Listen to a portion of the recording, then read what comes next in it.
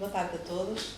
Sejam bem-vindos à Casa Branca de Gramido, para aquela que será a última sessão do ciclo de conversas dedicado aos ofícios dos nossos avós. Já cá tivemos conversas sobre a marcenaria, a fundição do ferro, a mineração. Hoje temos aqui a sessão dedicada à orivesaria. Agradeço desde já a presença dos nossos convidados e, em nome de ser Presidente da Câmara Municipal de Gondomar, também gostaria de agradecer a vossa presença. Peço desde já desculpas, habitualmente, quem já tem vindo às sessões anteriores, nós fazemos isto na sala de cima, na sala da assinatura da Convenção de Gramido, mas como vamos inaugurar uma exposição de serralos na segunda-feira, não foi mesmo possível, portanto peço desde já desculpa por ter de ser nesta sala. Estamos mais aconchegados, mas pronto, acredito que será também confortável para todos. Com isto, passo a palavra à professora doutora Ana Cristina Sousa. Relembro que este ciclo de conversas resulta de uma parceria que foi feita entre a Câmara Municipal de Gondomar e o CITSEM, a Faculdade de Letras da Universidade do Porto, a quem desde já agradecemos todo o apoio prestado e pronto, desejo-vos uma boa sessão. Professora, obrigada. Muito obrigada. Uma vez mais, um agradecimento à Câmara Municipal do Porto por acolher este projeto e começo por apresentar os presentes. Não vou fazer uma longa introdução, porque acho que viemos aqui para ouvir quem está envolvido neste mundo da orivesaria, mas começo por apresentar, estão por ordem alfabética, sem hierarquias, a Mafalda Arneiro. Apresentámo-la aqui como a terceira geração de venda, da componente da venda, e é nesse sentido que chamamos aqui a Mafalda. O Paulo Martinho, formador, docente, Orives também, a Rosário Neves, também é terceira geração ao nível da produção, e a Sara Sousa Pinto, também uma designer muito reconhecida e conhecida na área da joalharia. Em Gondomar, estando nós neste contexto, só fazendo uma introdução muito rápida, é impossível chamarmos uma sessão da orivesaria sem fazermos um breve enquadramento porque Gondomar e porque esta concentração. E porque é que Gondomar é reconhecida como a capital da orivesaria? De facto, estamos a falar de uma realidade histórica, não tão longa como naturalmente ou normalmente se diz, mas com uma realidade que de facto nasce já no século XVIII. São inúmeras as referências que apresentam este concelho com um número muito elevado de orives. Aquele mapa que ali vos apresento procura mostrar um pouco a concentração do número de oficinas ao longo do tempo, numa realidade que começa por São Cosme, é isso que a documentação nos diz, para a segunda metade do século XVIII, e depois vai evoluindo para as freguesias limítrofes, portanto, Valbão, depois Fanzas, São Pedro da Cova, Rio Tinto, mais tarde Juvim e um pouco mais tarde Foz do Sousa, com um número muito mais residual. Mas, de facto, historicamente, estamos a falar de uma realidade, nós estamos agora em Valbão, mas estamos a falar de uma realidade que desde muito cedo, de facto, vê aumentar este número muito significativo de oficinas, que num primeiro tempo estava naturalmente associado ao Porto e muito dependente da produção do Porto. No entanto, vai conquistando a autonomia e, a partir da segunda metade do século XIX, Gondomar vai se afirmar de facto como um grande centro. É assim que é apresentada na documentação, na literatura, em viajantes que passam pelo território, que vão apresentando de facto Filigrana como um grande centro de produção de orivesaria num território em que a produção agrícola era de facto muito grande e, portanto, não deixa de ser curioso pensar ou refletir como é que isto foi possível com as condições geográficas deste território. Nesta viagem, ou nesta breve introdução, como eu disse, não posso deixar aqui eu estava a percorrer as fotografias, as muitas fotografias que tenho nestes mais de 30 anos que já me dedico à orivesaria de Gondomar, e neste percurso passaram pelas mãos estas fotografias de quem já não está connosco, mas que foram muito importantes no meu processo de investigação. O Sr. António Martins de Castro, que conheci, um homem extremamente dedicado e muito envolvido, de facto, por tudo isto. O Sr. José França, um filigraneiro de exceção, e o Sr. Barros Lima, que tem que trazer necessariamente aqui, porque apresenta-nos uma técnica que está praticamente desaparecida, ou desapareceu aqui no Conselho, e que foi extremamente importante: a fundição em areia. Nós hoje conhecemos, de facto, obras, conhecemos as peças que são feitas a partir desta técnica, mas a produção, ou este tipo de produção, já não se faz. E é isso exatamente que vimos aqui hoje conversar um bocadinho, não é? O que é a orivesaria hoje, o que foi e o que poderá ser esta orivesaria que hoje encontramos aqui. Nesta breve introdução também, recordar o papel que as mulheres tiveram em todo este processo. Propositadamente escolhi fotografias em que não seja fácil de as reconhecer. Claro que quem conhece estas senhoras consegue identificá-las, mas eu propositadamente preferi trazer mãos ou rostos ocultos, porque estas mulheres foram de facto anónimas em todo o processo de produção. E é fundamental hoje, e vamos falar nessa questão também, recordar o papel que as mulheres tiveram na produção de orivesaria, nas suas próprias casas, num contexto social e económico muito particular, que distingue de facto o Concelho de Gondomar, em que a oficina saía à rua e ia às casas destas senhoras que iam fazendo estes trabalhos nas horas livres entre as lides da casa e o cuidar dos filhos e dos maridos. Portanto, é uma realidade social. Aqui vemos 3 trabalhos de filigrana, mas sabemos que elas não trabalharam apenas filigrana.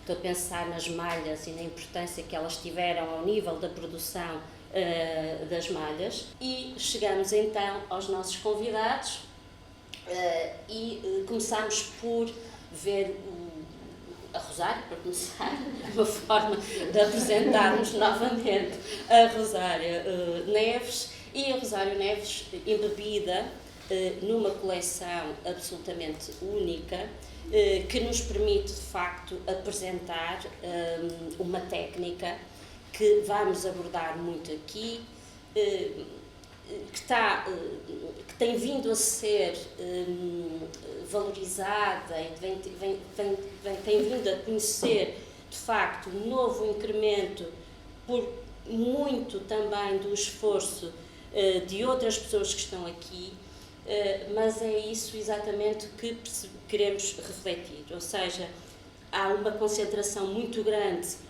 ao nível da divulgação da filigrana, mas nós temos que alargar essa divulgação para outras técnicas que não a filigrana.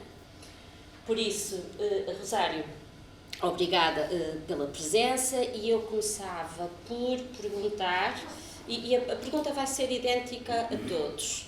Vamos falar um bocadinho passado, presente e futuro. Vamos tentar viajar desta forma diacrónica, e por isso eu começava por perguntar à Rosário, apresentei-a também como terceira geração, de facto, de ourives, e começava por contar um pouco a história, como é que a família entra neste mundo da ourivesaria, porque numa conversa como esta, e não sendo possível, obviamente, chamar todos os ourives do Concelho, que é absolutamente impossível, o objetivo foi exatamente esse: a partir de exemplos muito particulares, como é que nós podemos conhecer a realidade de um passado. E, portanto, Rosário, a história, como é que a família entra nesta e começa esta produção ou esta atividade? Ora bem, eu sou descendente de 2 ramos de ourivos, do lado da minha mãe e do lado do meu pai. Aquele que nós estamos a manter é a minha herança do lado paterno, sendo que o meu avô José começou a trabalhar em ourivos como aprendiz numa oficina, princípio do século XX, e apanhou logo a seguir a Primeira Guerra. Chegou a Primeira Guerra e o patrão não tinha capacidade de manter os seus funcionários todos, portanto pediu a alguns que saíssem. O meu avô tinha, digamos, a família tinha outros modos de sustento, portanto ele pediu se ele saía para poder manter os outros, ou os poucos que pudesse manter. Assim, o meu avô veio para casa, falou com os pais e com ou o pessoal de família, ou familiar, ele montou uma pequena oficina e começou a trabalhar. Começou a trabalhar sozinho, primeiro, e começou a fazer até os brincos de luto, que eram os brincos que levavam muito pouco ouro, com uma pedra preta, que eram que as viúvas usavam depois de enviuvar, obviamente. E então, levava bastante trabalho, porque era uma película muito fininha, ele começou a trabalhar com isso, porque para começar a crescer tinha que utilizar pouco ouro. Então, começou a fazer isso, começou a ter algum sucesso, era uma pessoa com bastante metódica, bastante trabalhadora, começou a ter algum sucesso, começou a precisar de ajuda, começou a ter alguns funcionários, ia desenvolver outros modelos, ia trabalhar quase tudo, não, sempre em manual, mas com chapa, com canibões, e continuou sempre a crescer. A oficina foi sempre desenvolvendo e era realmente familiar, porque eles também tinham os campos em que faziam. Quando não havia que fazer suficiente na oficina, pegava-se os funcionários, também iam para os campos para não terem que, lá estar, serem despedidos. Portanto, era este tipo de relação era o mais normal neste conceito. Fazia-se tudo para... Os funcionários, inclusive, normalmente chegavam, muitos passavam fome, principalmente naqueles primeiros anos, que foram bastante prolongados. Muitos tinham muito pouco comer, portanto, também comiam em casa dos meus avós. A primeira coisa a chegar lá era comer e a última coisa era comer. Porque em casa provavelmente não teriam para fazê-lo. Depois, começaram a haver tempos melhores, graças a Deus, já não é necessário isso, mas continuaram sempre a aumentar e foi necessário também mudar de instalações, porque as instalações já eram um bocadinho pequenas. Por essa altura também, o meu avô teve uns problemas de saúde que o médico achou que provavelmente iria ser fatal, que não foi, só passado 30 anos é que foi, mas pronto. Mas o meu avô resolveu também passar a responsabilidade para descendentes. Sempre fez um documento, passou para 3 dos seus descendentes, porque os outros não estariam interessados nisso, passaram para 3 descendentes e passou de José Martins Pereira para Fernando Martins Pereira. E mudaram também de instalações, que era do lugar da Gandra, mudou para o Calvário, onde ainda agora estamos. Neste percurso fez-se sempre, valorizou-se sempre muito o trabalho manual.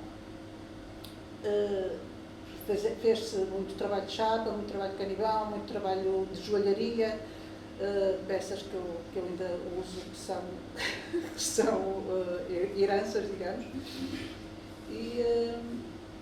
E depois, na década de 70, houve uma oficina bicentenária. Deixamos para a segunda parte, essa informação. Mas podemos reter aqui umas questões de informações muito interessantes que a Rosário apresentou aqui, e eu hoje estou convencida que a história desta oficina explica muito do que aconteceu de facto no século XIX e XX, nesta relação entre Gondomar e Porto. Ou seja, o que a Rosário referiu, que em períodos de crise, e nós basta fazermos um levantamento de fontes para perceber que a ourivesaria, as crises são cíclicas, pelas mais diversas razões, por a guerra, a crise económica, a crise financeira. Portanto, é evidente que em períodos de crise económica ou financeira, a ourivesaria é uma das primeiras, e estão aqui muitos presentes que sabem exatamente o que eu estou a dizer, não é? A primeira coisa que se vai poupar é, obviamente, em joias, porque comida não é possível fazê-lo. E isto é muito interessante, está documentado, por exemplo, no Porto, que os operários das oficinas, quando a produção caía, não havendo trabalho, o despedimento era a solução.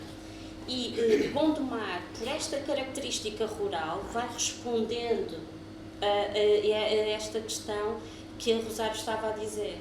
Ou seja, muitos ourivos também tinham campos, é possível continuar a trabalhar nos campos e vai-se contrabalançando estes momentos de crise, tentando responder assim a essas dificuldades. Por isso, eu acho que isto foi decisivo, de facto, para a afirmação lenta de Gondomar e um Porto que vai recuando, de facto, ao longo do século XX em número de oficinas. Porque, de facto, quando nós olhamos para o século XIX e primeira metade do século XX, o número de oficinas do Porto era elevadíssimo, não é? E depois vai decaindo, de facto. Por isso, a história, um corajoso, portanto, há alguém que arrisca, um bocadinho esta história de muitos que arrisca muito. Começa com uma pequena oficina caseira, doméstica, familiar e que vai crescendo, obrigando até à deslocação da oficina para um espaço maior de dimensões. E como é que a Rosário chega à ourivesaria? Porque eu comecei por falar no mundo dos homens e depois começo por apresentar precisamente uma mulher e hoje entre estudar, vender, produzir, tirando o Paulo Martinho, que tinha que estar para não ser demasiado visível na nossa seleção, portanto, temos aqui um mundo dominado por mulheres. Por isso, Rosário... Ora bem, eu já sou de uma geração que as mulheres trabalham também. Trabalham fora de casa, porque as mulheres sempre trabalharam imenso, atenção. As mulheres muitas vezes estavam em casa e iam ajudar na oficina, mesmo assim. Faziam todo o trabalho de casa, toda aquela parte de trás, mas também iam trabalhar para a oficina. Normalmente não eram contabilizadas. Anda cá a dar uma ajudinha, vai-nos tanto ao contraste. Portanto, não eram contabilizadas.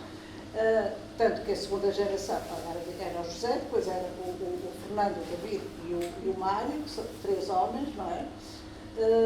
Nessa geração já as mulheres não tinham tanta intervenção na oficina, porque não estava assim tão, digamos, lá está, as instalações não estando dentro de casa também já faz uma separação. Eu fui para a faculdade, ligada à agricultura, portanto, engenharia agrónoma, e estava para ali virada. Entretanto, começou a haver também necessidade de haver alguém a trabalhar. Eu sempre gostei muito, atenção, eu sempre gostei muito da parte da ourivesaria, porque nascemos nisto, íamos nas férias, íamos para a oficina, dar uma ajudinha, porque as férias eram 3 meses, não se podia estar 3 meses para o Léo, e virado para o céu, e então começou a ser necessário mais uma ajudinha lá, e eu achei que realmente era uma pena que ninguém da outra geração começasse a trabalhar lá. E pronto, falei com eles, ou eles falaram comigo, e eu fui para lá trabalhar. Comecei a trabalhar, comecei a ir para a oficina, porque eles defendem, e com alguma razão, que é preciso saber o mínimo para poder organizar o serviço. Portanto, comecei a trabalhar na oficina, comecei a fazer umas posições, a fazer coisas, algumas que ainda faço agora, como fazer os esmaltes, algumas gravações, umas coisas assim. E pronto, como efetivamente gostei, isso foi já na década de 90 que eu fui para lá, gostei, continuei. Cá estou. Cá estamos a trabalhar e esperemos que por muitos anos e que, entretanto, venha mais alguém que queira pegar. Paulo, um percurso um bocadinho diferente, este mais familiar, portanto, o percurso tradicional de Gondomar. Mas ele também passou por agronomia. Não foi? Um bocadinho. Pronto, o percurso é diferente, portanto eu não tenho raízes na orivesaria. Sempre ligado às artes, um bocado de uma forma autodidata. E com o decorrer dos anos fui explorando o desenho, principalmente e a modelação. Entretanto, fui viver para São Miguel durante 1 ano e meio, fiquei lá a Academia das Artes. E quando regressei, deram-me conhecimento que havia um curso de cinzelagem. E ingressei na cinzelagem porque caiu-me uma luva, ou seja, era desenho e escultura.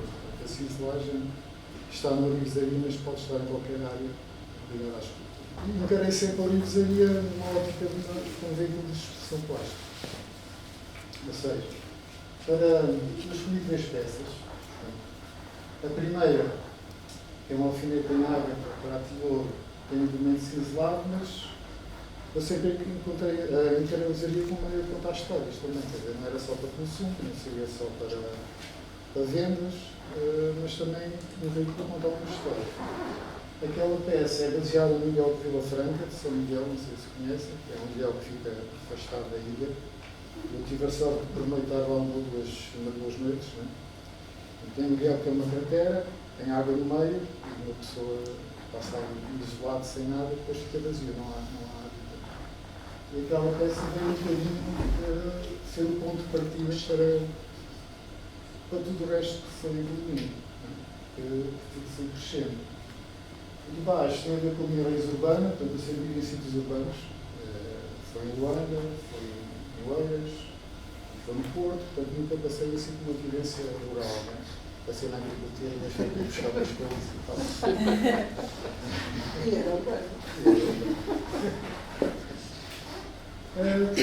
a evolução profissional foi acontecendo, estive sempre ligado à formação e sempre apliquei um bocadinho os princípios da Bauhaus na formação. Ou seja, se a técnica não precisa da arte, a arte precisa da técnica. Então, esta junção vai dar um caminho, um percurso da formação que eu abracei desde cedo.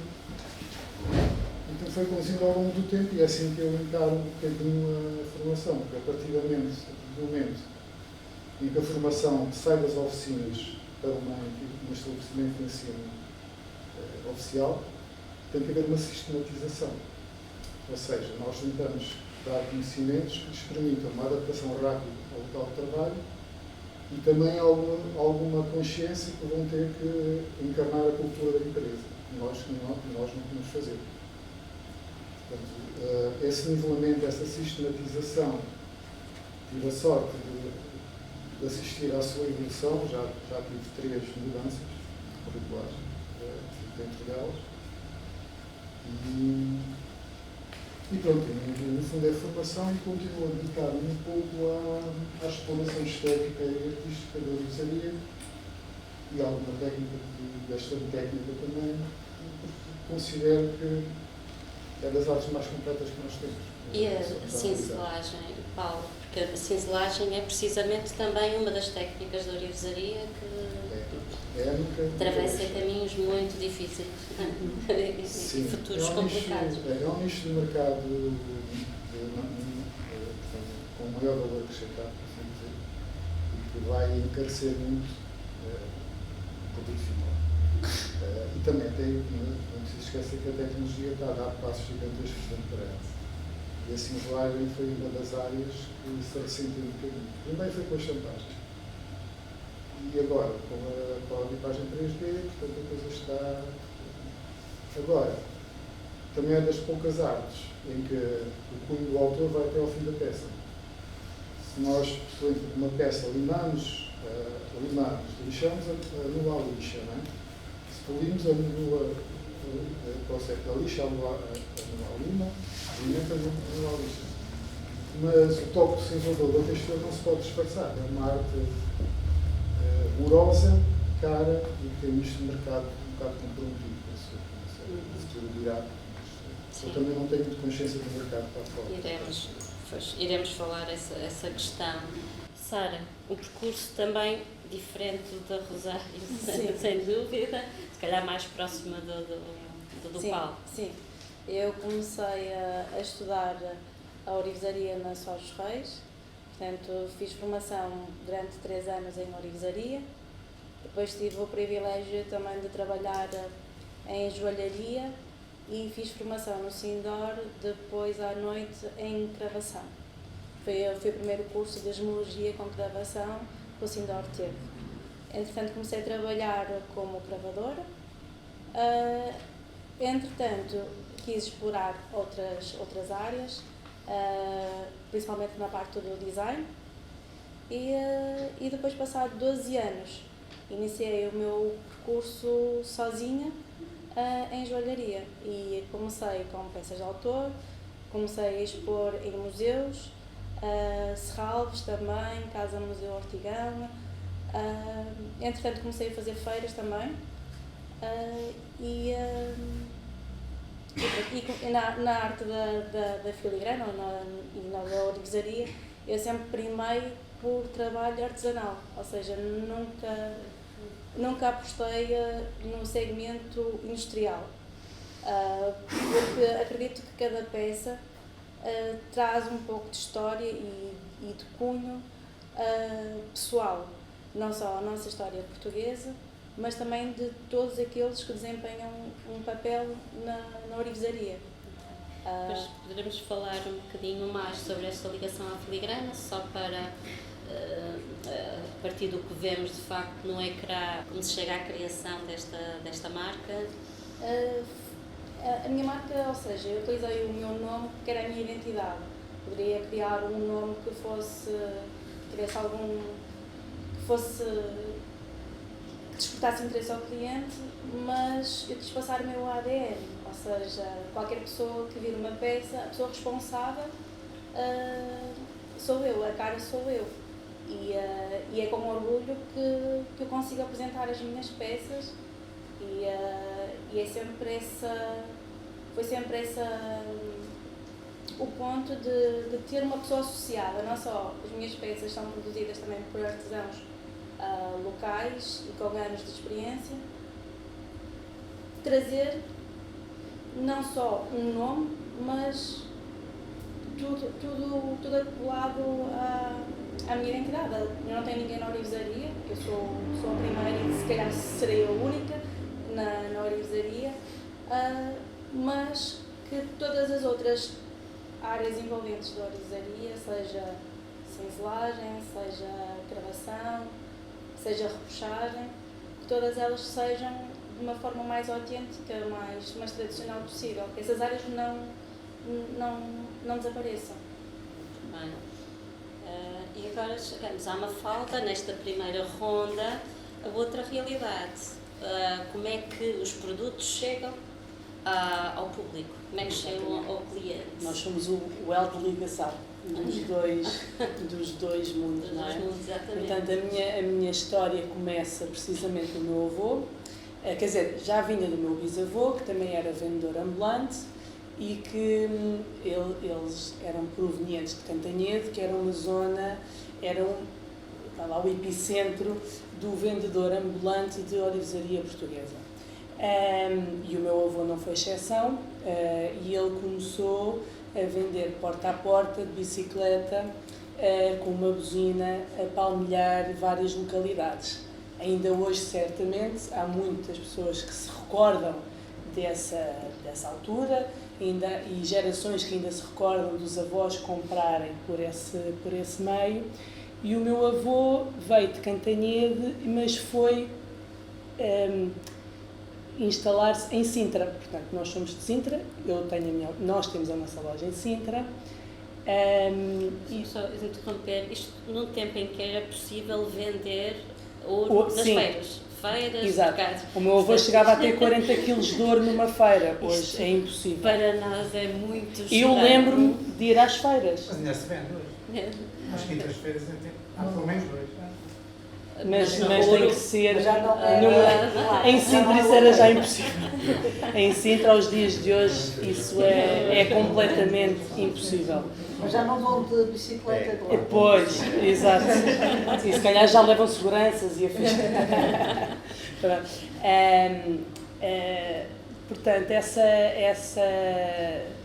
esse percurso de venda ambulante, ele fê-la em Sintra, há realmente em Sintra e arredores, Mafra, Malveira, havia muitas quintas senhoriais, muitas quintas onde existiam efetivamente muitos empregados, muitos jardineiros, muitas donas de casa, serviçais, e era precisamente essas pessoas que ele vendia. Eram a essas pessoas que vendia de uma forma de fiado, que permitiu a muitas famílias, julgo eu que não foi só naquela localidade, julgo eu que foi transversal ao país, o ser vendido por forma de fiado permitiu criarem um espólio, porque assim que terminavam de pagar um cordão, começavam uma pulseira. Assim que terminavam de pagar a pulseira, e foi assim que as famílias começaram a ter realmente o seu espólio no ouro. Após 20 anos, ele abria a sua mala muitas vezes no Palácio da Vila e percebeu que os americanos eram um cliente que adorava a filigrana.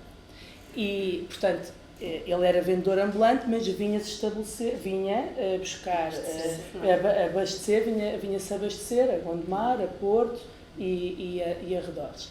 E depois trazia tudo para baixo para ser vendido na bicicleta. E houve a oportunidade, portanto, esta primeira loja foi aberta em 1969, era uma barbearia, e foi numa conversa de barbearia que o barbeiro virou-se para o meu avô e disse: esta loja era boa para ti. Ele: era boa para mim, mas eu não tenho dinheiro. A cortar a barba: não te preocupes, vais pagando. E foi assim. Ele: então, fiou. Hoje, outras situações, hoje é também se calhar impensável ter uma situação dessas, mas teve a sorte e também procurou manter um percurso honesto e ser valorizado na área e dar confiança. Portanto, ele deu confiança em que as pessoas sabiam que ele não enganava e o que trazia eram realmente coisas fidedignas. Portanto, abriu a primeira loja em 1969, e hoje sou a terceira geração. Tive o prazer de trabalhar com ele até ao último dia. Portanto, as três gerações trabalharam em conjunto até ao último dia, porque o meu avô, quando faleceu, ele ia à loja. Portanto, ele tinha 90 anos, 92 anos e continuava a ir à loja. E pronto, eu entro neste negócio desde que nasci. Portanto, em forma de retalho, não é? Eu fazia as minhas férias de Natal, eu para não ficar em casa, à semelhança, décadas mais tarde, mas para não ficar em casa, portanto, eu cresci a vender, eu cresci em contacto com as pessoas e é esse contacto que eu continuo a gostar de ter e não só nas pessoas que nos procuram para comprar algo para oferecer, mas também na produção. É algo que me fascina, é saber como é que as coisas são feitas para chegar ao meu público final. Já vamos chegar lá, porque de facto a Mafalda é uma compradora muito, muito especial, não é? Porque de facto um gosto perceber e partilhar esta ida para o terreno, para o campo, observar, ver, escolher isto, mas já iremos falar dessa questão. Voltávamos à coleção e temos aqui a oportunidade de ver ao vivo algumas das peças que estão ali naquela fotografia e peças executadas a partir destes moldes que nós vemos aqui em cima desta pequena mesa. Portanto, fazemos aqui uma viagem e esta coleção, a Rosário ia começar a falar nisso exatamente, também tem uma história muito interessante e permite-nos acompanhar às vezes a história das coleções, porque de facto hoje vemos-la em Gondomar, mas ela vem de uma oficina do Porto e confirma exatamente aquilo que eu estava a dizer no início. É uma oficina que vem do século XIX, na Rua do Bonfim. É possível, estão todos identificados, os ourivos, de onde ela vem. Uma oficina que chega à década de 70, depois a Rosário vai já enquadrar, e que vai fechar. Portanto, o destino, não é, que estávamos a falar de muitos destes espaços de produção, e estas maravilhosas peças que nós estamos aqui a ver estiveram em risco de ir para o bocadinho, de derreter. E por isso a Rosário agora vai-nos falar um pouco desta coleção e o que é que tem feito e continuam a fazer atualmente, a partir de uma coleção, de facto, que vem do século XIX, isto é em bronze, peças de bronze, que é muito raro encontrarmos já, e continuam a ser utilizadas. É um exemplo, de facto, que não podemos desistir. E a Mafalda já vai falar sobre isso também. Já vai falar sobre isso. Bem, estas peças é uma coleção que só entrou na nossa casa na década de 70, mas que na altura até nem foram demasiado valorizadas. Ficaram um bocadinho em stand-by. Isto é realmente interessante, mas estávamos a fazer outras coisas, vamos esperar. Porque isto, para fazer estas peças, com estes cunhos, também tem um método de execução muito particular, muito moroso, muito particular, que é um método de estampagem, moldagem sobre uma superfície mole. Uma chapa muito fina sobre superfície mole. Portanto, esta volumetria gigantesca dá depois peças muito leves, só que também dá muito trabalho para fazê-las. E por acaso até está aqui um executante dessa estampagem, que é o meu primo, que continua também descendente de José Martins Pereira, que continua a trabalhar como maço e para fazer estas peças, e com muitas voltas que dá até ao produto final. No entanto, nós continuamos a fazer estas peças com os métodos tradicionais, e todas as peças que nós fazemos atualmente continuam a ser utilizados os métodos tradicionais, gravações manuais,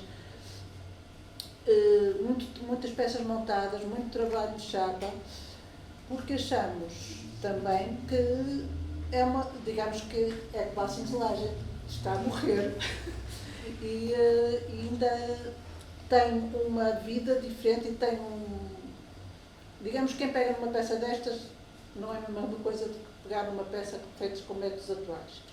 É uma peça que fala connosco de uma maneira diferente, como dizia uma vez a Sara, que nota-se perfeitamente. Pegar nisto feito por este método é completamente diferente de pegar uma peça estampada feita por estampar numa máquina, é completamente diferente. Portanto, nós resolvemos que havíamos de continuar a fazer estas peças desta maneira, portanto, é manter uma tradição. E neste momento continuamos a trabalhar e continuamos a fazer as peças da mesma maneira que se faziam há 100, 200 e 300 anos atrás. Pronto, é mais ou menos isto. Estas peças, só para enquadrar, portanto... desculpa. Aqui é que a doutora Cristina provavelmente saberá mais do que nós todos. Porque ela fez um estudo, esteve mais de um ano nas nossas oficinas a estudar as peças. Portanto, saberá mais do que qualquer um de nós. Só a título de curiosidade, como elas são conhecidas no mercado, portanto, essas peças podem ser conhecidas pela técnica, por isso são conhecidas como peças estampadas.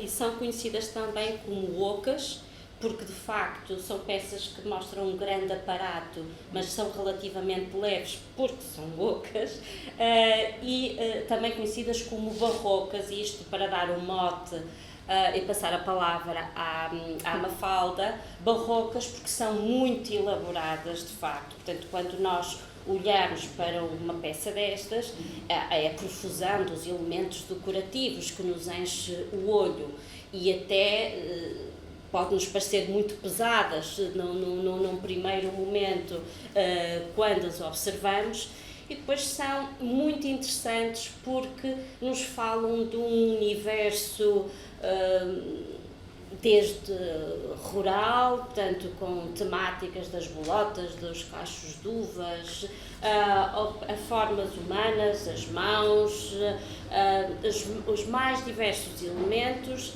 de uma inspiração muito diversificada e que podemos encontrar, até alguém fez essa analogia muito interessante com a talha barroca. Por exemplo, há aqui elementos que muitas vezes encontramos também ao nível da talha.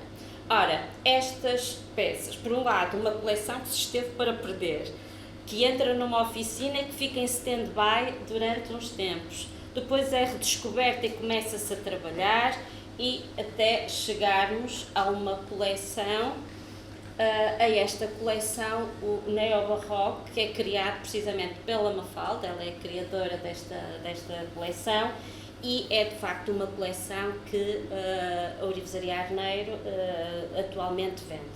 E nós queremos ouvir como é que se chega a aqui? História desta como linha, é que se chega aqui? do tradicional para esta linha. Pronto, eu sempre fui criativa, eu sempre gostei muito da parte artística, e por estar ligada à ourivesaria e por lidar com tantos produtores que nos visitam com alguma regularidade, e eu ver as malas, portanto eu acabo por embeber de tudo um pouco o que está a ser feito aqui, depois é apresentado na nossa loja, de uma forma a tentarem vender. E efetivamente eu já estou a trabalhar em efetivo, sem ser só em férias, há quase 20 anos, e eu, quando entrei, foi quando houve o boom da Sharon Stone. Portanto, a Sharon Stone foi um boom, o mercado vai mudando, portanto, os próprios clientes vão mudando, e foi uma altura em que, agora, contrariamente ao que está a acontecer, infelizmente, os russos começaram a visitar Portugal de uma forma louca. E recebíamos grupos de russos, e o público russo é um público que consome conjuntos. Nós não estávamos habituados a comprar tudo igual. O brinco, o colar, a pulseira, o anel, nós não estávamos habituados a ter tudo igual. E o público russo comprava tudo igual. E de repente o paradigma mudou. E de repente tivemos que nos readaptar a uma nova realidade em que a Sharon Stone apareceu com um coração de filigrana, em que a filigrana, e bem, foi colocada no mapa novamente, porque tinha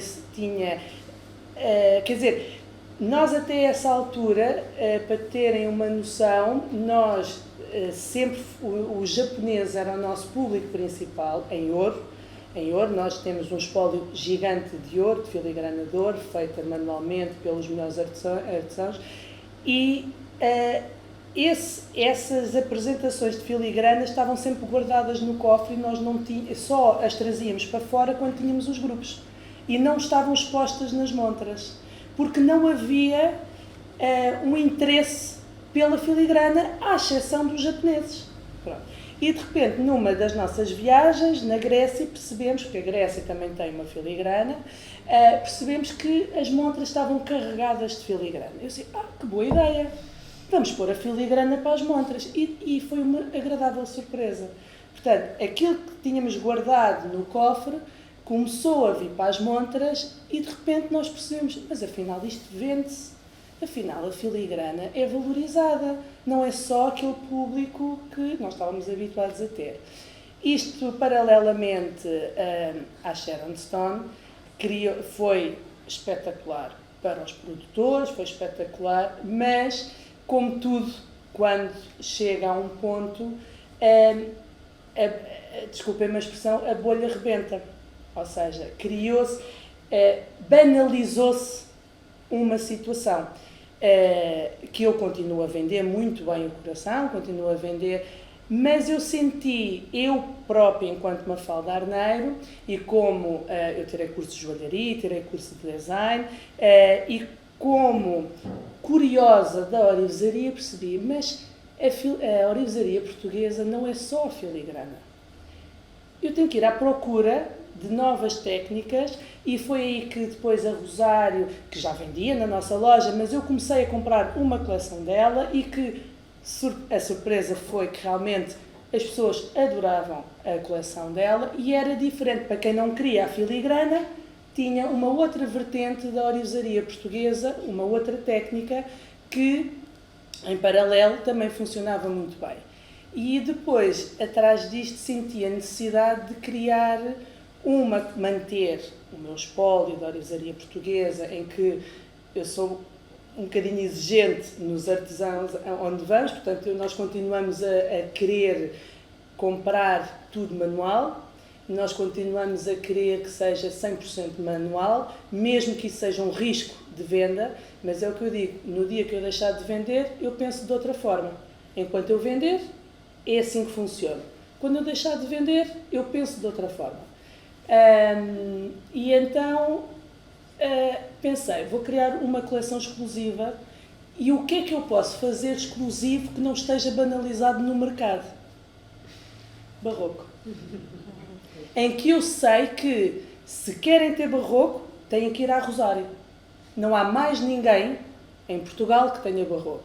Portanto, se quem quiser consumir, enquanto lojas, isto é a perspectiva de loja, enquanto loja, porque quem quiser realmente uma outra versão tem que ir à Rosário. Mas eu gosto muito, por estar também numa era diferente, numa era moderna, numa era digital, numa era em que o online se começa a introduzir em passos largos. Eu tinha que pensar no público atual e no público mais tradicional. E daí aquelas cores, que são as cores digitais. Foi a analogia que eu quis fazer, e daí neo-barroco. Neo pressupõe-se que é um corte de uma vertente artística, e era essa a versão que eu queria dar. Queria dar cor, queria dar modernidade a algo que tinha tanta história e era tão tradicional, mas que não era a filigrana, que era o que eu queria. Embora eu também fiz uma coleção de filigrana com as contas de Viana, mas também a desconstruí. Pronto, e foi esta a coleção, dando versatilidade, porque o que é que eu quis fazer? À semelhança, porque quem vê acha que as peças são muito pesadas, mas efetivamente são super leves, mas eu quis que elas fossem versáteis. Então, portanto, com um par de brincos, pode ter duas formas de utilizar. Para senhoras que não gostem de peças tão compridas, aliás, eu tenho vários modelos, que a Rosário deixou que fossem exclusivas Arneiro. As peças são todas assinadas Arneiro, e pelo menos estes cunhos que eu trabalho, que são 5 cunhos, são exclusivos à nossa marca. Porque a Rosário, como viram, tem centenas de cunhos, podem usar todos os que quiserem, menos estes. Exatamente, estes estão fechados a 7 chaves. Literalmente estão fechados. Exatamente, podem usar tudo o resto, estes são da Arneiro. Portanto, eu quis isto, e efetivamente está a ser um sucesso. As pessoas continuam, e quem visita a nossa, achei curioso apresentar o António Martins Castro, que é o nosso artesão principal, e quem visitar Sintra, a nossa loja no Centro Histórico, quem visitar Sintra, a montra onde mais pessoas param é com um relicário que o António Martins Castro fez em ouro, que tem cerca de 20 centímetros de altura, em que não há pessoa que não pare lá. Porque era a herança, foi ele que fez, levou 2 anos a fazer aquela peça e nós temos os 2 relicários dele, porque outra paixão que eu tenho é ir conhecer os produtores e ir principalmente conhecer as heranças que eles têm, porque eu adoro a orivesaria portuguesa e gosto de valorizar e tento ter essa parte. Eu tenho um carinho muito grande por este projeto da Mafalda. Como a Rosário disse, trabalho há muitos anos estas peças e trabalhei esta coleção. E recordo-me que uma vez apresentei numa conferência em Barcelona esta coleção e me perguntaram, mas com uma técnica manual tão frágil, não tem futuro. E na altura não tive resposta, porque a percepção que eu tinha era de facto que dificilmente esta coleção, com a forma como estava a ser feita, dificilmente tinha futuro. E o que a Mafalda nos vem trazer e o que a Arneiro nos vem trazer é sempre esta questão: nós podemos continuar se quisermos. Nós podemos sempre criar condições para dar continuidade, não podemos desistir e temos que ser criativos. Que é algo que nem sempre, de facto, acontece ou usamos. Por isso, agora, passando na mesma linha, exatamente o que estava a dizer a Mafalda, portanto, voltávamos à cinzelagem com o Paulo Martingo. Paulo, é possível fazer ou dar outro caminho à cinzelagem? E porquê esse caráter tão particular da cinzelagem? Porquê essa ameaça em termos de técnica? Tem-se dado passos. Eu assisti a 2 projetos interessantes, que foi o Manuel Alcim, projeto Artistas, e mais recentemente a Topázio, que está a comunidade de artistas para entregas de pratas, e também será isso. Porque durante muito tempo nós assistimos a uma cinzelagem tradicional, ou seja, uma linguagem barroca, né? É exclusivo dela, mas uma linguagem muito clássica e herdada das boas e grandes oficinas, aliás, de cinzeladores que contribuíram para a existência destes clubes. Exatamente. Mas penso que há outras maneiras de abordar o tema. Isto é uma sagrada família aqui nos anos 90 e são peças antigas. Portanto, isto é uma concha de batismo. Portanto, há outras maneiras de modelar a superfície metálica mais atuais, mais depuradas e que se coadunam melhor com a forma atual de viver. No fundo, eu tirei design também, design de interiores, em que tive a consciência do que é um programa, do que é uma metodologia projetual, e uma pessoa, tendo conhecimento do objetivo que a peça tem que cumprir, consegue balizá-la, consegue seguir um caminho criativo mais ou menos orientado, embora o resultado muitas vezes seja uma surpresa, que o material também tem as suas características. Mas sim, penso que a cinzelagem, como qualquer outra arte da orivesaria, pode ser transformada, pode ser atualizada, pode conviver connosco no nosso dia-a-dia. Agora, isso já é um mercado a mandar a seguir, não é? Nós podemos fazer tudo, mas é um mercado que manda. Isso aí eu não... Porque a cinzelagem exige, Manuel Alcim, claro, exige e é um mercado, mão de obra nicho. especializadíssima, não é? Portanto, é uma mão de obra muito especializada, é numerosa e é cara por tudo isso, não é? Portanto, Mas vamos lá, pronto, por exemplo, eu tenho Manuel Alcim, e é das melhores viagens que eu tenho quando venho cá a ir à fábrica de Manuel Alcim, e adoro que agora, graças a Patrícia, também está a dar continuidade e também é artista e também é criativa e em conjunto com o pai está a tentar mudar, não é mudar, é adaptar à era atual. E efetivamente é para um nicho, porque os bichos são maravilhosos, mas conta-se pelos dedos que eu vendo a um português. Pronto. Não é? Agora, como estou inserida num centro histórico, as minhas vendas são maioritariamente internacionais, mas para um americano acabam por não ser tão caros. Portanto, tudo tem a ver com o mercado e a zona também. E o gosto. Pronto. E nesta mesma linha voltamos à Sara e esta relação que a Sara já tinha começado a introduzir com as oficinas, com esta relação entre um design mais contemporâneo e as técnicas tradicionais. Certo, Sara, como é que isto se processa? Ou seja, o meu interesse não foi a parte de gestão financeira, nunca foi fazer da orivesaria uma fonte de dinheiro. Foi sempre mesmo pela experimentação, de descobrir novas formas, de poder ter o prazer de ver outras pessoas a usar as nossas peças quando passam na rua. Nós temos aquele... Acho que só quem faz é que consegue perceber a sensação que é alguém ter o prazer de gostar e de comprar e de usar as nossas peças. E que se pensarmos que cada peça é única, que são feitas manualmente, não há uma igual à outra, não se pode querer isso.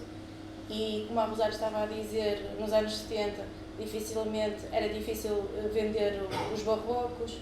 Eu também dificilmente, no meu início, também dificilmente conseguia vender uma peça. As pessoas só queriam comprar aquilo que já estava vendido por natureza, as pessoas só queriam comprar aquele produto sem valor, aquele produto básico. E então essa nunca foi a minha preocupação. A minha preocupação, como trabalhei numa grande joalharia e que havia artistas de todas as áreas, cinzelagem, gravação, tínhamos todas as áreas. A minha preocupação era poder utilizar aquelas valências todas que eu fui adquirindo ao longo do tempo e aqueles conhecimentos em termos de pessoas, mão de obra qualificada, e poder utilizar todo esse processo, todas essas pessoas, e não substituí-las por máquinas ou tornar esta arte industrial. Ou seja, sempre foi esse o meu propósito, poder experimentar.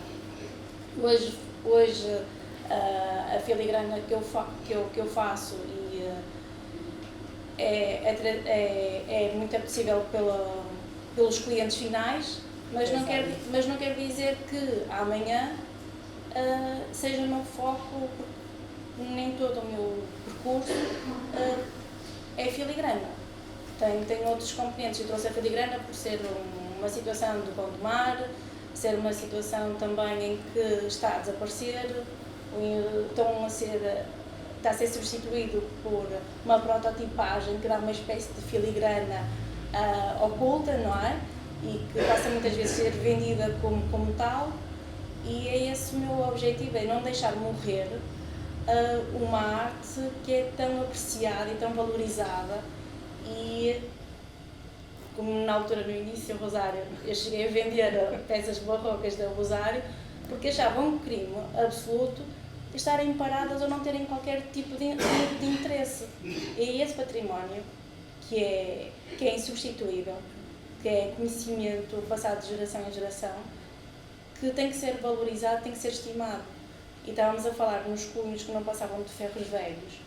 Hoje em dia há muitas oficinas que já fecharam, ainda esta semana soube de uma que já fechou há algum tempo, e que os cunhos serão vendidos a ferro velho, a peso. E já que estamos aqui na Câmara de Gondomar, na sítio, seria interessante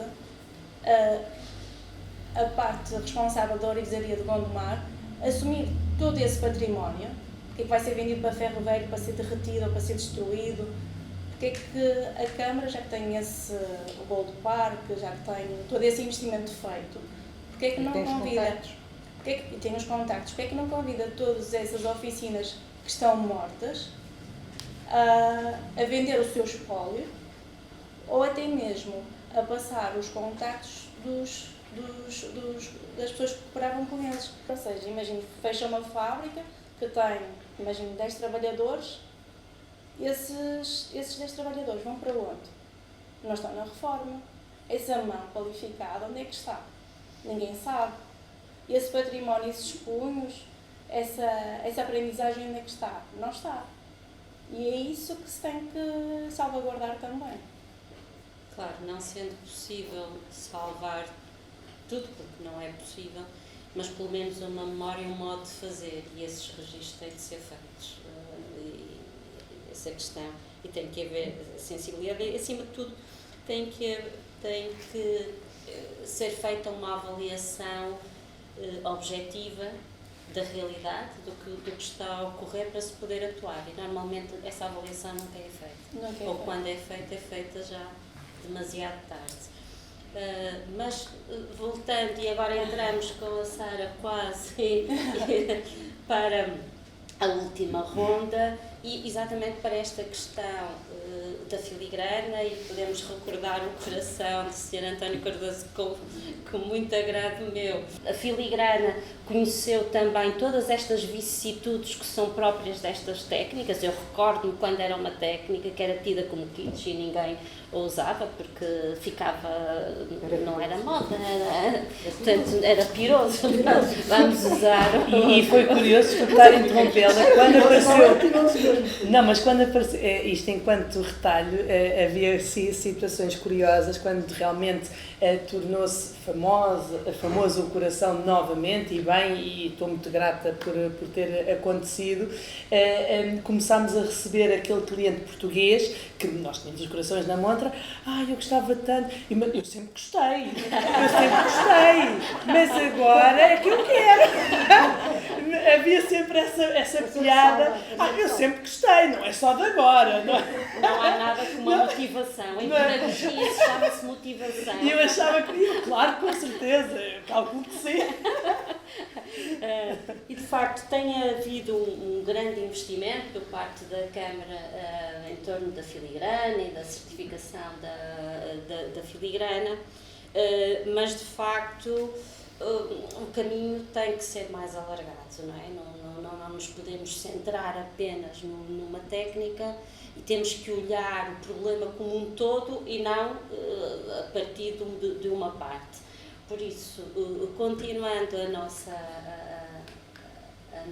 ronda, Sara fazendo esta ligação precisamente com a filigrana e a tradição, achei muito interessante esta fotografia pela ligação à tradição portuguesa, e falava também agora nesta projeção internacional, portanto, como é que tem levado a sua marca, a sua imagem na filigrana, como é que isso tem sido levado até o exterior, e esta recepção. A Mafalda já falou um bocadinho, vai voltar a falar, mas é interessante pensarmos neste interesse, de facto, em torno desta técnica, como é que a sente, como é que a vive. Ou seja, esta peça em particular foi uma encomenda de um cliente de loja, e esta filigrana hoje em dia e sempre, nunca seria certificada, porque a filigrana está fora de medidas, ou seja, o fio, o tecido batido está fora das medidas exigidas, porque esta é uma peça, é uma guitarra mesmo real. Portanto, esta peça nunca se enquadraria no certificado de filigrana. Em termos de exposição no exterior, o que nós temos feito sempre é arriscar.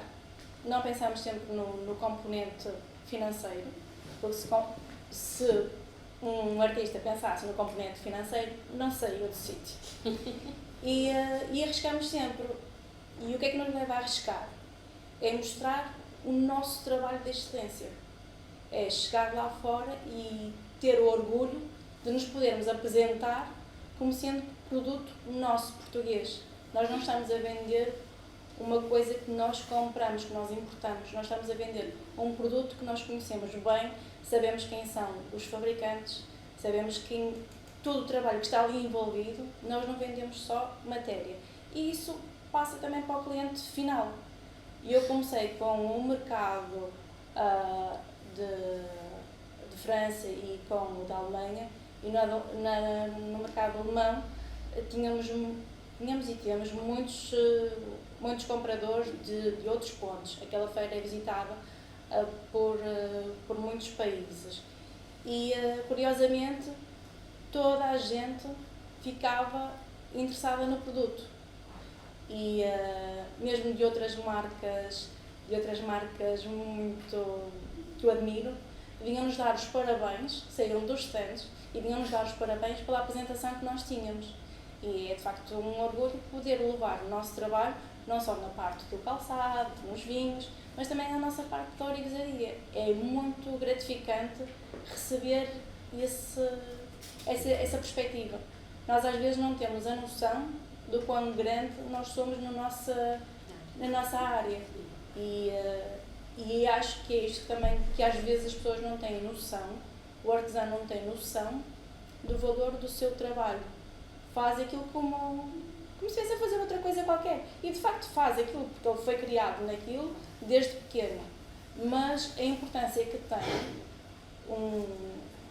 esta arte da orivesaria, que cada vez mais está a ser reduzida a quase nada. Está a ser reduzida a importações, está a ser reduzida a preço, está a ser reduzida a limagitos. E é isto que as pessoas têm que ter consciência. Eu acho que já começam isso a ter também essa tem a consciência. ver, desculpe, isso também tem a ver da minha parte, quer dizer, as lojas é que definem o mercado, não é? A maioria das lojas é que definem o mercado. E eu, enquanto loja, eu tenho, daí estar a dizer que eu sou um pouco diferente das outras pessoas, porque, por exemplo, eu comecei a desenvolver um evento que se chama Intradition, que é estar in e on com as tradições, e que passa por trazer os artesãos a estar com os meus clientes presencialmente. Ou seja, eu mostro quem está por trás da joia. Qual é a loja que quer mostrar o back-office? Que se o colega do lado pode ir lá buscar igual. Mas eu não me importo, porque eu tenho a consciência tranquila. Eu gosto de trabalhar quem faz bem, mas isso é a minha perspectiva enquanto loja. E eu vou-te buscar a ti, vou buscar a Rosário, como vou buscar outros artesãos, que vai mais ao encontro da nossa filosofia de casa, não é? E eu acho que essa valorização passa também pelas lojas, porque se as lojas valorizassem mais essa parte, se calhar também não havia tanta fundição. Ou não havia, percebes? E não havia tanta questão de preço. Porque tem tudo a ver com, em muitas partes, a questão monetária conta e o cash flow, e a circulação do produto. Porque é o que eu digo muitas vezes, eu com o estoque que eu tenho na loja, eu podia não comprar mais nada durante 30 anos, mas eu tenho como comprar. Eu todas as semanas compro filigrana de ouro, todas as semanas, sem exceção. O Martins Castro vai à loja entregar, mas tem necessidade? Não tenho, mas tenho que ter resposta, tenho que ter, para quando os clientes chegam a casa, nós às vezes em talho de brincadeira, 3 corações ou 4 corações iguais. Pode aparecer 4 irmãs, não é? E a questão é essa, não é? Porque nós trabalhamos com turismo e querem levar para 4 netas. Se nós não tivermos estoque, se nós não tivermos oferta, não vendo e perco uma oportunidade. E como eu trabalho com produção manual, depois a reposição demora mais tempo, portanto, eu acabo por fazer mais estoque. Quando é que o Sr. Jorge vem para baixo? Sou a primeira a ser visitada.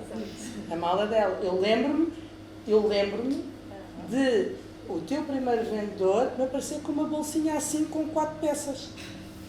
E hoje traz 3 malas.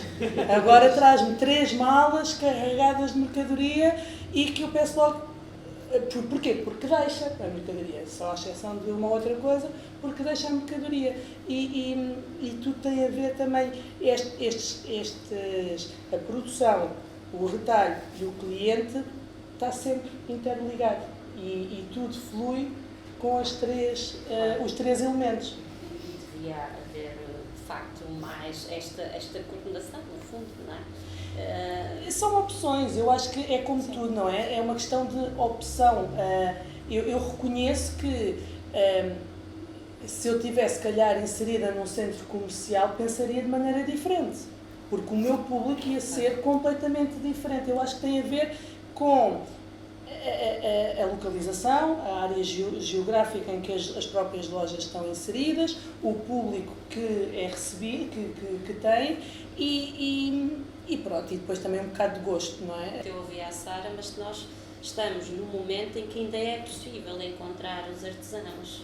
E por isso tínhamos alguns. Eles, de facto, nós conversamos sobre isto há vários anos, eles vão desaparecendo e nós estamos a perder, e por isso é que eu perguntava qual é o impacto que estas peças têm a nível internacional, e há de facto esse reconhecimento pelo nosso trabalho, porque é muito único, mas nós tínhamos que atuar agora porque vamos perder essa mais-valia. E na mesma linha, Paulo, dentro desta produção. Voltando um bocadinho ao desenho das plantas gaúdas, eu comecei com o mar, né? Ficar no mar. Portanto, esta peça é uma viagem, ou seja, a parte aqui do navio é toda cinzelada, toda feita a martelo. Portanto, é para um bocadinho para a minha maneira de ver a colorizaria, o design, a criação. É um bocado essa, a exploração de formas novas com técnicas tradicionais. Nunca existia até agora. Agora todos isto. Claro. Eu acho que acima de tudo é importante acreditar. Eu acho que também há uma coisa que nós estamos, é que nós sendo tradicionais estamos a ser modernos. Porque já neste momento acho que já toda a gente tem uma consciência que o grande consumo, o usa e deita fora, não faz sentido nenhum. Portanto, algumas áreas estão a retroceder e a dizer vamos fazer devagar, vamos consumir menos e vamos consumir e usar aquilo que nos dá gosto. Portanto, eu acho que a manualidade, as tradições têm isso. Dão-te uma história, dão-te um propósito e não é usar e deitar fora, é aquela joia que tu usas, queres que a tua filha use, que a tua neta use e que fique. E também há outra vertente que eu adoro fazer, que é a reutilização das heranças. Exatamente. Porque eu tenho muito esse trabalho, que é quando chega uma neta, não é, que herda determinado espólio, mas que não se identifica, porque eram peças pesadas ou eram peças que não... A transformação é sempre possível transformar, é sempre possível readaptar, é possível derreter aquele ouro, se for ouro ou prata, não é? É sempre possível derreter e criar novas peças adequadas ao gosto, com o ouro daquela família. Eu faço muito isso. E, portanto, há sempre espaço para nos adaptarmos com o que se tem. Mas a mim acho que faz muita aflição o autoconsumo, usar e deitar fora, usar toda a vida me fez. E agora está mais que demonstrado que é completamente errado essa situação. Portanto, acho que mais uma razão para as pessoas voltarem a fazer as coisas, a pensarem no que estão a fazer manual, a fazer devagar. Então entramos, de alguma forma já entramos na terceira reflexão, que é o futuro. Eu trouxe esta fotografia destas senhoras do caneco, como elas são conhecidas, embrulhadas, literalmente, elas estão embrulhadas, Rosário. Este tipo de imagens, este tipo de peças estão guardadas no armário? Não. Continuam a ser procuradas? Continuam a ser procuradas, têm bastante rotatividade. Não só as senhoras de caneco trouxeste as pequenas que tinha, mas dentro desta linha mais tradicional. Portanto, nós já estávamos a falar sobre isso, não é? Entre estas formas mais tradicionais que nós vemos aqui, o uso das estampadas em combinações mais modernas. Isso também se faz, lá está. O projeto da Mafalda é a demonstração disso, que se pode usar de outras formas. Nós continuamos a fazer as formas tradicionais, mas, como te disse, tem bastante rotatividade, mas isto são peças que demoram também, portanto nós não temos aos milhares de peças de cada vez, nós temos às dezenas de peças de cada vez que se faz para depois sair e depois demora outro tempo a fazer outra dezena, portanto Elas têm rotatividade também porque também não têm demasiado estoque, verdade seja dita. Claro. Não E tem... a questão dos metais, eu recordo-me que estas peças eram feitas em ouro, depois devia ser feito em prata. Faz-se em prata e faz-se em ouro. Em prata e ouro. Faz-se prata e faz-se em ouro. O mercado dita, voltamos O à mercado, mesma... a bolsa de cliente dita. E cada vez mais, contrariamente, o ouro está a um preço que nunca ninguém pensou que iria chegar e não vai parar. Mas contrariamente a esta situação em que o ouro está, eu nunca vendi tanto ouro como agora. Porque ele vai subir mais ainda. Porque vai subir mais. Não, e é uma forma de investimento. Claro. É um pensamento, é uma forma de investimento seguro e as pessoas acabam por ter realmente esse pensamento. Como divulgar e como fazer reconhecer de facto uma linha e uma coleção e como se pode conquistar o futuro, não é? Porque é isso que estamos a falar, nós podemos conquistar e agarrar o futuro. O neobarroco tem conhecido de facto uma boa campanha a esse nível. Foi curioso, isto foi um acaso, tudo isto que está aqui, isto foi um acaso, mas tal como a Joana também é uma amante de barroco, portanto a obra dela, a Joana Vasconcelos, a obra dela de paixão é transformar o barroco em algo moderno, é utilizar situações barrocas em algo moderno. E ela inseriu-se na perfeição no meu conceito, porque tal como ela, e se calhar a maior parte das pessoas não sabe, mas a Joana começou na joalharia. A Joana, o primeiro curso que tirou foi joalharia.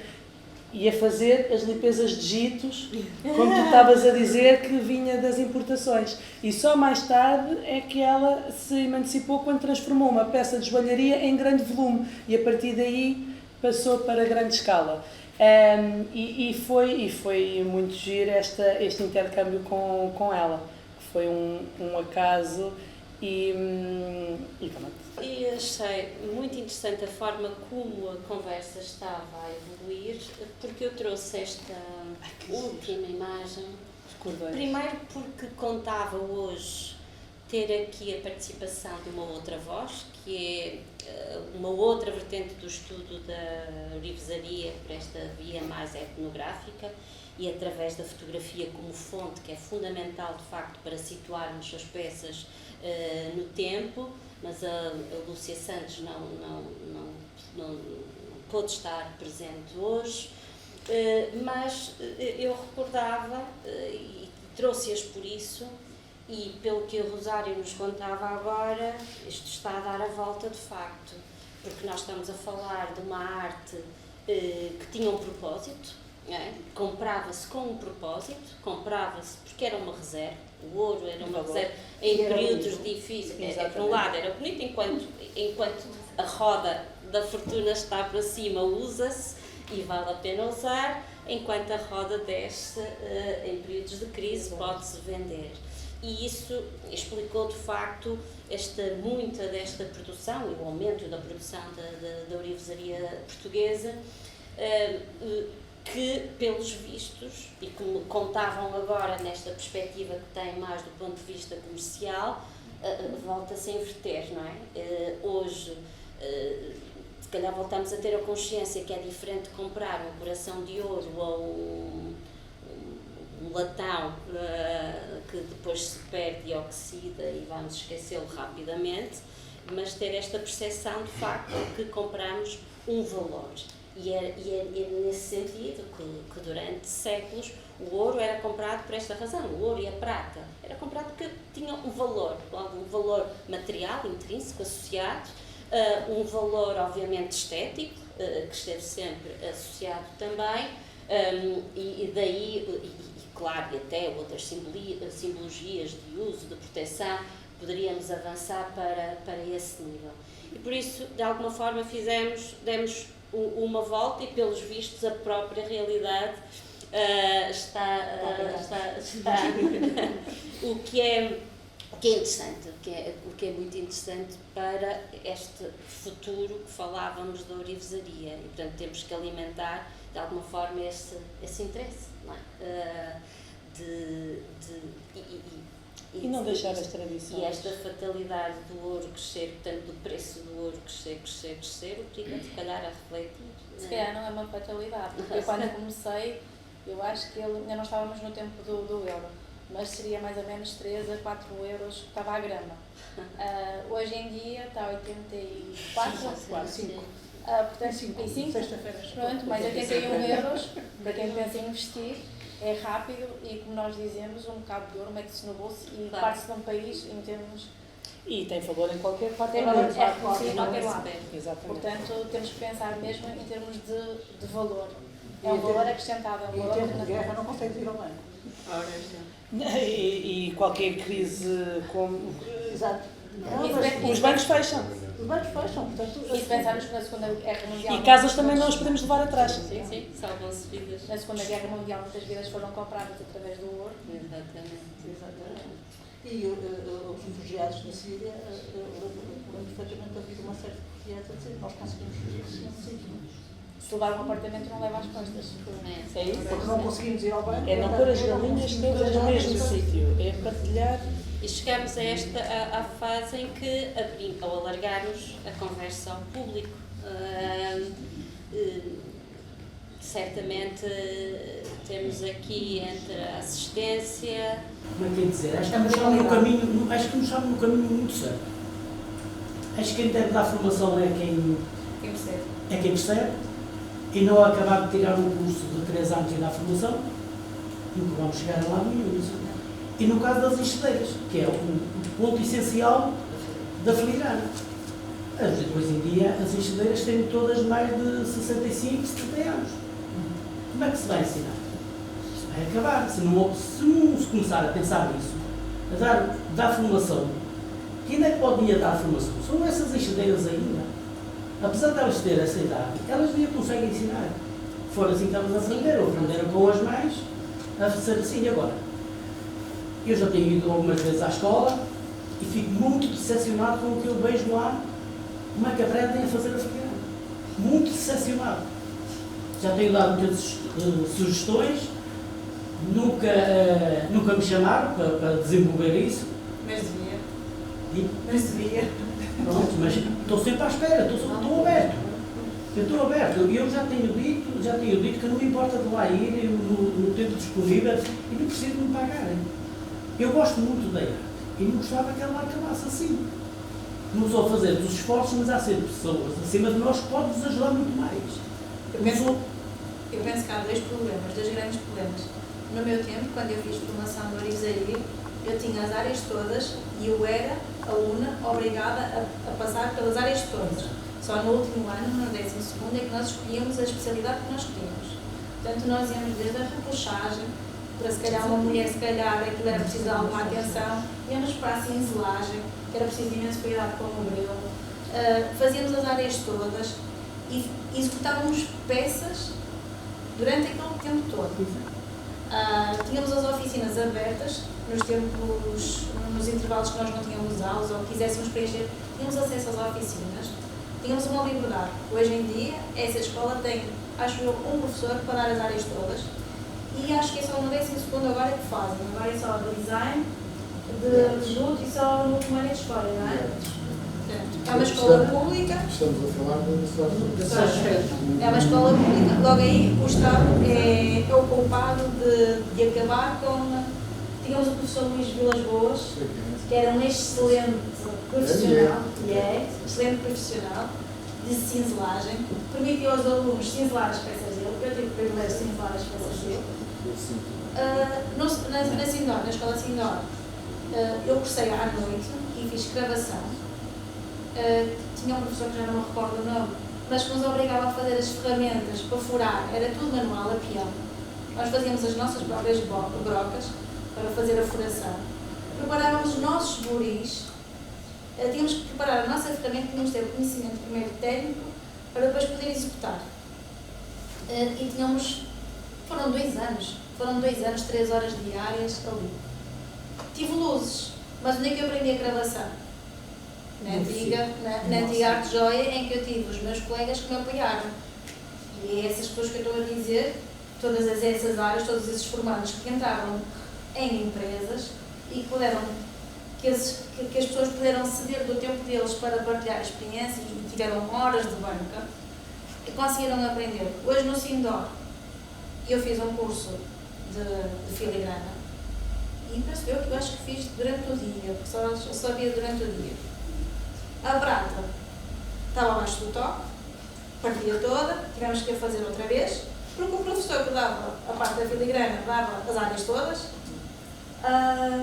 Depois tivemos a parte da formação do enchimento, também tinha uma professora para não sei quantos alunos, e essa professora, já não me recordo o nome, mas conheço, era alguém que sabia trabalhar bem em filigrana, mas não tinha capacidade para estar com tantos alunos, dar atenção a tantos alunos, e além do mais, os alunos que lá estavam pelo fundo de desemprego, eram obrigados a cumprir. Portanto, não tinham qualquer tipo de interesse em lá estar. Estavam a ocupar as vagas de quem realmente quer aprender. Exato.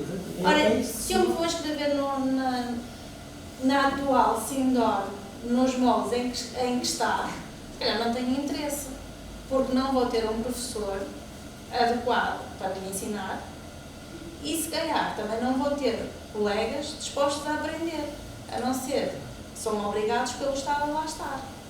E é o grande problema da... Sim, exato. O que me acontece muito é que são alunos que acabam ou ainda estão no curso e telefonam, querem vir lá para eu dar umas explicações. É assim, eu não me importa de dar, mas vai-me ocupar. É que não se for um ou dois, mas não são muitos. E vai-me ocupar o meu tempo de trabalho. E nas oficinas, quem devia estar a trabalhar, a dar aulas, são pessoas realmente experientes, que percebem do assunto e que tenham um gosto de partilhar esse conhecimento. Exato, que tenham um gosto. Exato. E é isso na escola, o Paulo já está desde o meu tempo, acho eu que eu conheço. Não está? Desde 2000 ou 98 ou 97. Não tive nada de aulas do Paulo, mas sei que quando eu fazia formação eu cruzava-me consigo. E depois, desculpa, depois naquelas peças que mostraste ali, aqueles brincos, aquilo é um gosto de uma pessoa pegar no filho e começar a peça a vê-la crescer. Mas hoje em dia, o que é que acontece hoje em dia? Não há artesãos assim. É fazer o desenho do computador e vem a máquina de laser e cortar. Onde é que está o essencial da peça? É isso que não tem nada manual. Depois o que é que acontece? É só a enxadeira que vai meter lá uns Szinhos, está a peça pronta. Se eu tenho uma peça que é certificada e é excelente e tem 100 horas de mão de obra e vai ser cara, o mercado pode dizer assim, ok, é muito bonito, mas eu não posso comprar isto. E não compra. E vai comprar o barato.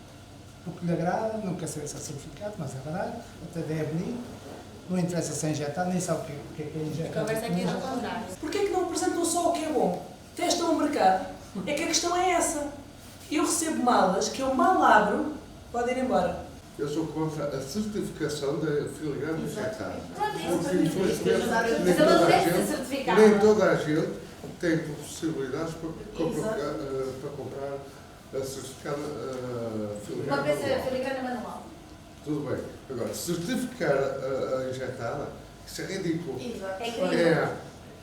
No nosso caso, dos barrocos, não há forma de fazer, a não ser do médico. E essa pessoa convidou-me e eu disse, olha, trago aqui umas peças e é dentro disto do meu trabalho, o que é que pode fazer? Gosta, tem peças que me possa mostrar para eu ver o trabalho? Sim, senhor. Começou-me a mostrar. Eu disse, não, desculpe, eu quero ver filigrana manual. Mostrou-me várias coisas. Eu disse, mostra uma peça filigrana manual. E ele, sabe a resposta que eu tive? Já vi que assim não me consigo enganar. E sabe o que tem na porta? Rota da filigrana. Se a orivesaria, se a filigrana está a acabar e não há quem renove, portanto, é uma técnica que pode eventualmente acabar, então por que não aproveitar os que ainda estão vivos para acompanhar um professor que tem a sua certificação, mas que nunca trabalhou, que não pode. Então não há nada, não há nenhuma maneira de ultrapassar. Quem está a dar formação nas oficinas trabalha fora, quase toda a gente. Pronto, então é isso que eu Ou estou a dizer. seja, pode não exercer há 10 anos e, como claro, não terá o conhecimento não terá o conhecimento acumulado do Cardoso ou de outros mestres. Não tem. Certo. O que eu estou a dizer é que poderia haver uma colaboração entre pares. Entende? Pois, isso é um problema. É porque aqui eu sei que nunca se valorizou como se deveria ter valorizado os nossos ofícios, as nossas artes. Aliás, o Centro de Formação nasce nos anos 84 com a intenção precisamente essa. Exatamente. Estava incluindo esse lado. E nessa altura, realmente, o nascimento do centro foi muito importante e foi com profissionais que saíram das oficinas, já com certa idade, e foram dar a formação. Exatamente. O Cislagem como mestre da básica, da primária. Eram 2 anos. 8 horas por dia, na escultura também, etc. Portanto, eram formações pesadas, muito prolongadas, em que as turmas começavam, sei lá, 10, acabavam 5, começavam 15, acabavam 4, portanto eram formações violentas. Só que o próprio a tipologia curricular foi-se alterando quase 3 vezes. E das 3 vezes que alterou, nunca foi criado a acrescentar horas. É sempre que é para diminuir. E nós que estivemos sempre no meio dessa revisão curricular, tentámos sempre salvaguardar, mas é inevitável que as ordens são diferentes. Eu trabalhava numa empresa que há 30 anos montou um centro de formação para formar mecânicos e eletricistas, etc. Porque não tinha outra saída, porque acabaram os cursos industriais e havia pessoas que estudassem no 2º ano. E até nós admitiam que eu desse no 2º, admitiam um centro de formação, um ano. E antigamente as pessoas iam para as oficinas. E as pessoas formavam-se, era uma maneira até pessoal, já nessa altura, portanto, isto há 30 anos. Os pais pediam aos patrões para colocar lá o filho, com 14, 15 anos, porque o miúdo não queria estudar. E muita gente aprendeu assim. Só que hoje temos escolas diferentes. Antigamente nós temos escolas que podiam ensinar e que começaram bem. Começaram a ensinar. E agora começaram a votar. A maior parte eram todos mestres. Não eram professores, eram mestres. Eu lembro perfeitamente do Sindor, nunca lá andei, mas conheci, fui lá várias vezes. Eram mestres, ou seja, eram, entre aspas, colegas meus, bem mais velhos, que foram ensinar a sua arte, cada um na sua área, gravação, ou orivesaria, ou filigrana, ou isto ou aquilo, foram para lá ensinar durante anos e anos. Depois, claro, começou a aparecer muito desemprego, essa coisa toda. Atualmente o Sindor já não tem nada a ver com o que era no início. Não foi com desemprego, neste caso, eu acho que foi mesmo por políticas, como diz, são políticas educacionais e tem que se meter lá as pessoas todas para ter formação, para ter bons índices. Estatísticas é para que na Europa nós estamos muito mal. Pois toda a gente tem que ter não, mais. Nem que não sai. E acabar com os profissionais e técnico-profissionais. Isso vai estragar tudo.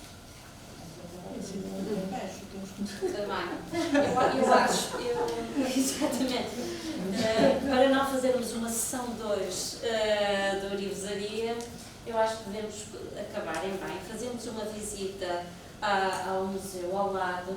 Temos o Paulo Martinho, que desenhou o coração colaborativo. Estamos em Gondomar, nada como acabar com o coração.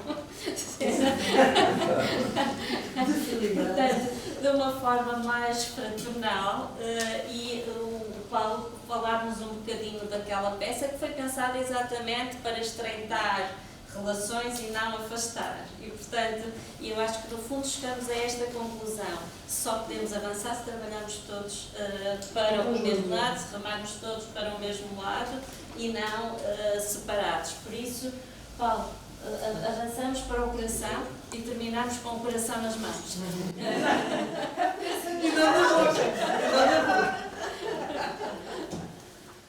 Muito obrigada. Muito obrigada. E obrigada. Obrigada. Obrigada, não, que ainda temos um